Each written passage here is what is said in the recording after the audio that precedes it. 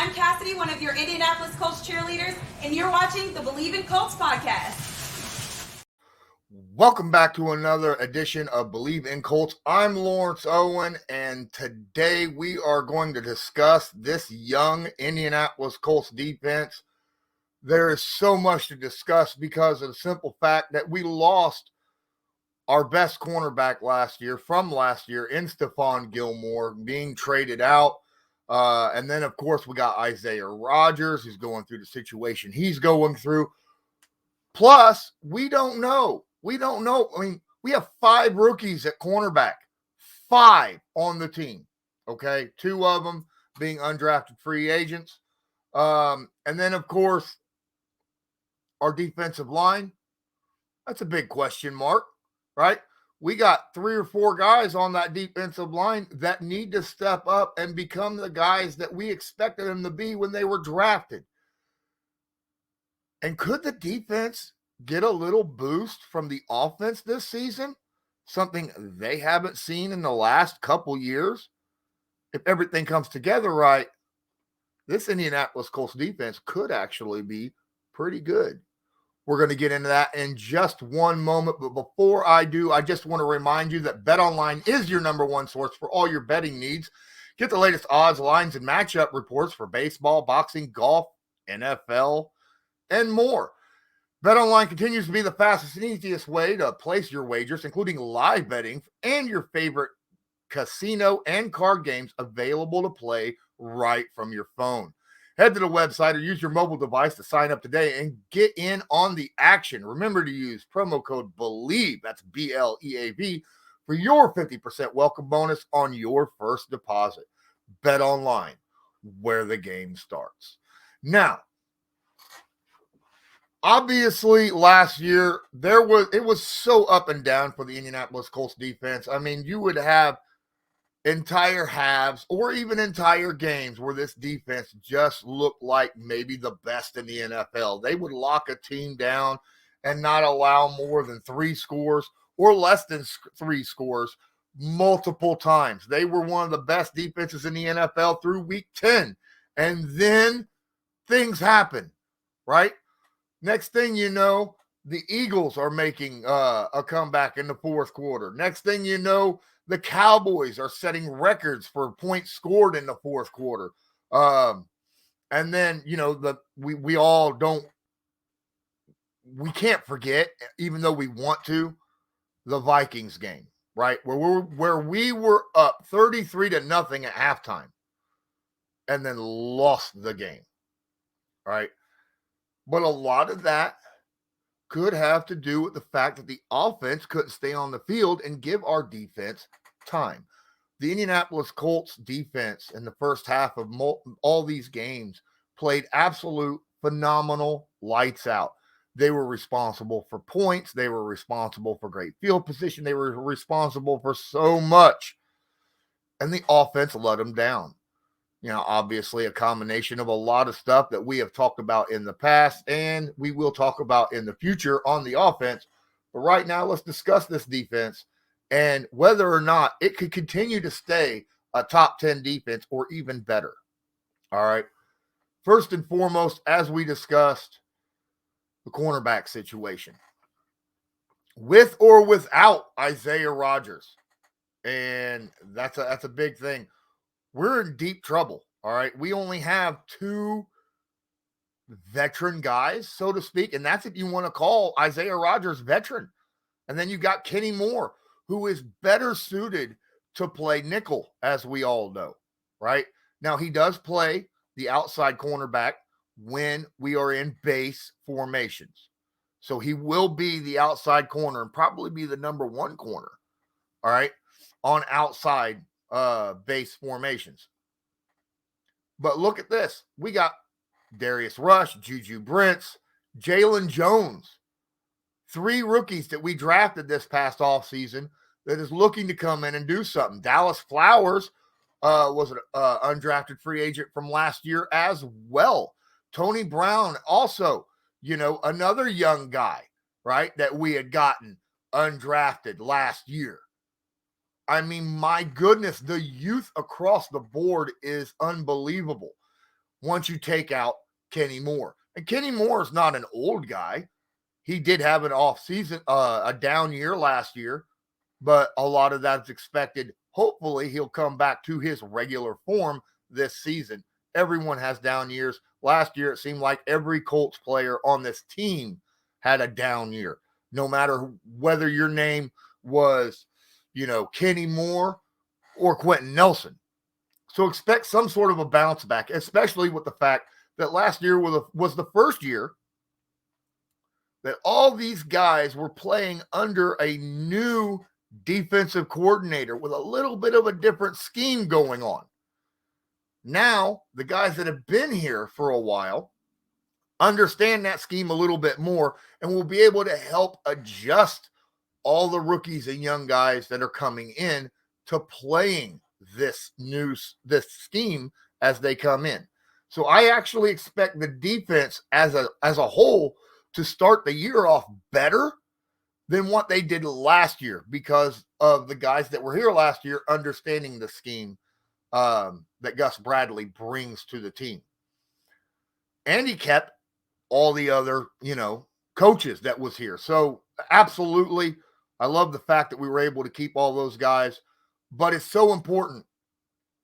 It's so important for the three rookies that we have at cornerback to really step up and be ready to be starters if needed, especially Juju Brents or Darius Rush and Jalen Jones. Those three guys need to be able to get up there and do that. Now, Dallas Flowers, he showed some promise last year coming in a few times, but his real big ability, let's face it, is kick returning. I mean, the guy was phenomenal last year. It'll be interesting to see what happens with the new kickoff return rules, where you can knee it at the 1 yard line and still get the ball at the 25. I don't think that's going to happen very often. I think that, with this team, it's more about being explosive. And when you have an explosive returner, you want them to return the football. So expect that to happen, and especially if Isaiah Rodgers is able to play as well, because we all know Rodgers is also very explosive when returning the football. So we got some really good returners if Rodgers is still sticking around. But the secondary is the most worrisome, right? The secondary is the most worrisome. We could be playing a lot of man, even though Gus Bradley is known as that zone guy. I could see the Indianapolis Colts playing a lot of man coverage, being the fact that we don't have a traditional Leo for his position. A Leo being a smaller, fast, bend guy that could go out to the 9 tech, the 10, the 11 tech, right? Come out wide and come around the edge. Most of our defensive players, our defensive linemen, our edge rushers aren't that style of rusher. So you could see, which is weird, Gus Bradley adjusted last year and started blitzing a little bit more towards the end of the season. I could see him doing that and playing more man coverage because man coverage is easier for young guys coming out of college to play than zone. And we have such young guys on our team. We could see that. We very well could. And we got the guys to do it. Juju, big dude. Darius, great guy. Jalen, another one of them long-arm guys. We have the corners, I think, to play more man coverage than zone. Whether or not Gus will go that way, I don't know. It just depends upon how things work out in training camp. Can't wait to see how that happens. But let's sit back and hope for the best. We got three corners. One of them surely could step up and become a starter by day one. We're going to need it. As is just all there is to it. We're going to need it. You threw 3 darts and then picked up a couple more afterwards during the draft. Use that. Use it, my guy. And hopefully that actually comes to fruition. Now, our linebackers, obviously, man, I am so happy with our linebackers. Zaire Franklin coming back, EJ Speed coming back, Shaquille Leonard finally, hopefully being healthy for the first time in years, getting back to that. I mean, let's face it, 12 to 15 turnovers is what he averages a year, right, when he's on the field. We missed that so bad last year. So bad. Having Shaquille Leonard on the field this year, coming back and playing the way he once was, will be absolutely phenomenal for this defense. Every turnover helps this defense breathe a little bit more, gives the ball back to the offense, allows the defense to play more fresh throughout the game, especially late game, where we see all those collapses from last year. Our defensive front, obviously anchored by the two big guys in the middle, maybe the best defensive tackle duo in the NFL with Grover Stewart and DeForest Buckner. I mean, those dudes were absolute monsters last year. DeForest has been a monster for a while. Grover just took his game to the next level. It's very interesting.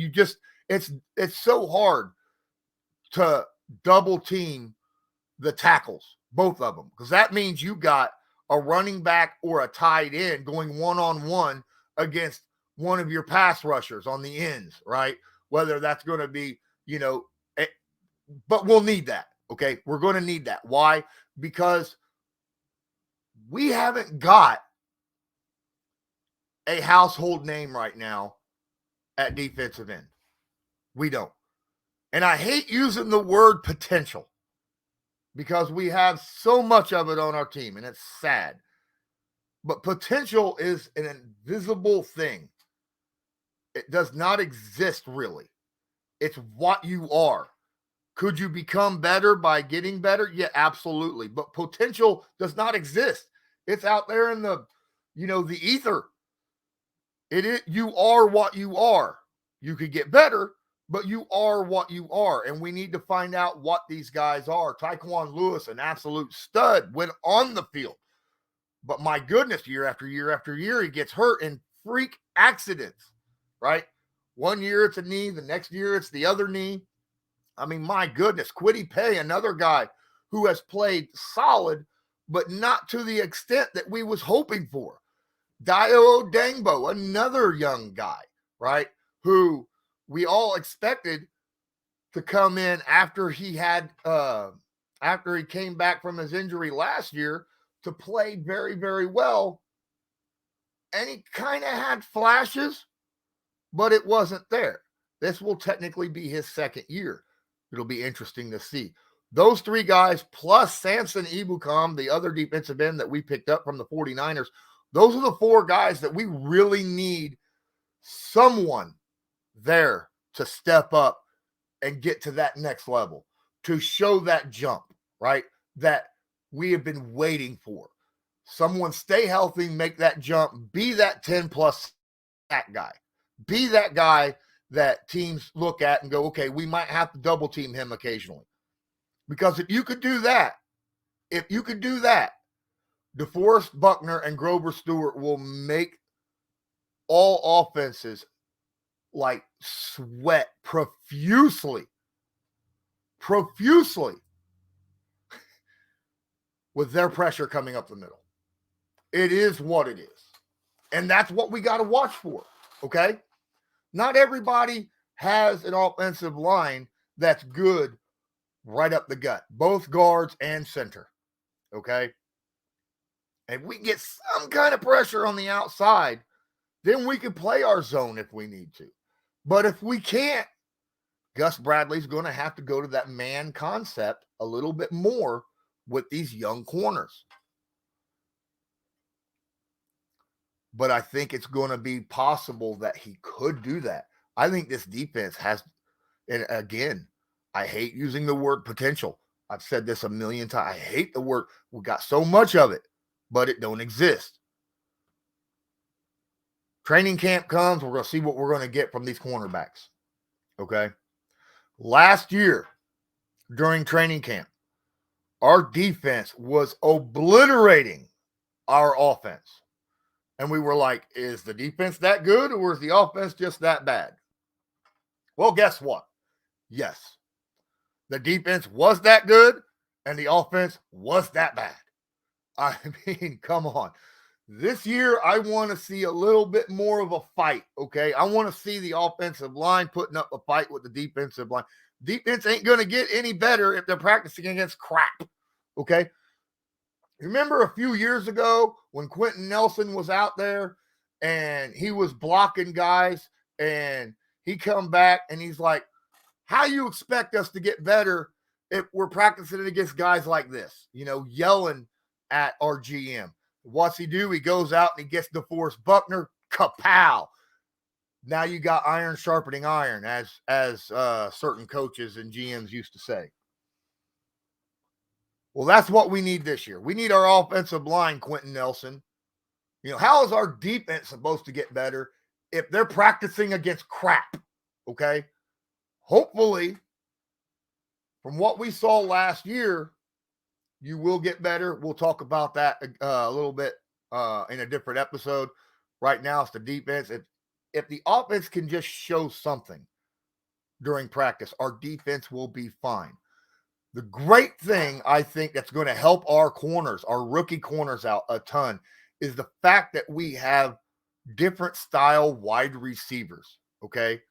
They will get looks at defending different guys. Obviously, the big, tall, strong wide receiver, that they'll have to learn to defend against. Well, we got that in Michael Pittman Jr., right? You don't get more of a big, strong, physical wide receiver than Michael Pittman. Well, you need a deep threat, a guy who could go up and get the ball, defend against guys like that. Hello, Alec Pierce. We got the guy who will go vertical and then go for a jump ball against you. Well, now you could practice against him, young corners. Jalen, Juju, practice against those guys. You want the little shorter kind of guy, kind of slippery in between the lanes and the defensive holes, someone that, you got to be able to cut hard with, and be able to shadow, make it difficult to shadow on the practice field. We got a young corner. Hopefully he'll be good, or young wide receiver from the draft, right? Josh Downs. That's, again, somebody we need to pay attention to. Someone that our young corners can practice against and get better and better and better. Pass rush wise, the fact that Bernard Ryman looked better last year will help it out a little bit. Now, Braden Smith is a darn good tackle, has been Pro Bowler, second team All-Pro, be excellent against practicing against. So that's going to be phenomenal. We are linebackers. We have great tight ends and running backs for them to practice against. We have absolute athletic freaks and physical monsters at tight end, right? That our linebackers can practice against. All of our tight ends are absolute phenomenal physical specimens. Whether they catch the ball or not, whether they block well or not, or whatever, that just the physical nature, the fact that they're big, they're tall, they're fast. That's going to make it more interesting for our linebackers to have to learn to cover. Okay. So that's going to help out a 10 plus the running backs.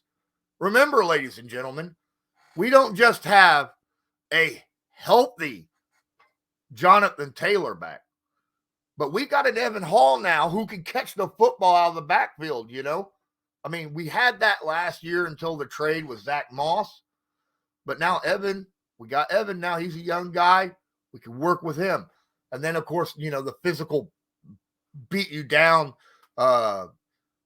Jonathan Taylor plus Zach Moss. But Taylor, of course, is just physical and fast, both at the same time. It's an unfair combination.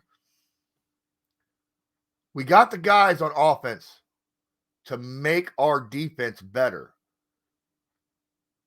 I'm a little worried about the right guard situation, obviously, on our offense to be able to help our defense. That's the only problem. Do we have a big, strong dude there? Absolutely, we do. But will he be starting against our starting defense? Probably not. Okay, in practice. Probably not, which is why it's going to be a problem for guys like DeForest Buckner and Grover Stewart. They're going to have to switch off occasionally and practice against Quentin Nelson, right? Take turns practicing against Quentin and Ryan Kelly. All right. That's how I see them getting better. But then again, you want whoever's playing right guard to get better as well. So, switching off will also help them out as well. Because they'll be facing Grover and DeForest, switching off back to back. That's how I feel like we get better at that situation. Our defense last year was one of the best in the NFL against the run. One of the best. That was partially because, our linebacking core had this guy named Zaire Franklin who was absolutely not afraid to run downhill and hit somebody.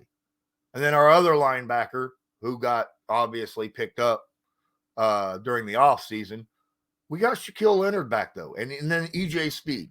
Hopefully they'll work out really, really good. We got a lot of speed and some good tackling on this linebacking core. Are they going to be good against the pass, though? That's the question, right? They need to learn to practice against our tight ends. All right. I've said this multiple times, I would love to see our offense play a lot of 2-3 tight end sets this year, okay? Because we have the tight ends to do it. And it'll give our linebackers the opportunity to sharpen their skills at coverage against big tight ends. So hopefully we'll be able to see that. I think that this is a defense that, as long as the offense is able to stay on the field, and being that we're going to be the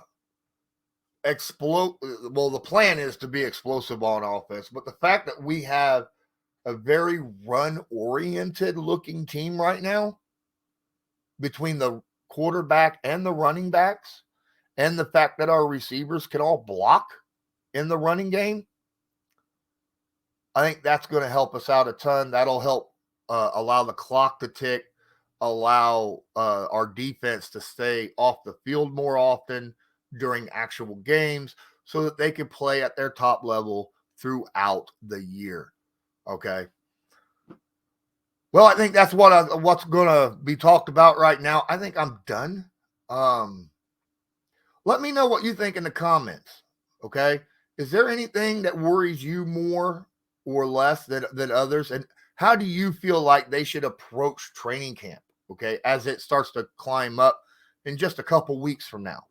Okay. I like I said, I think that our offense should be running more 2 and 3 tight end sets just to help our defense out a lot. And, man, our corners just need to keep flipping off between guys, right?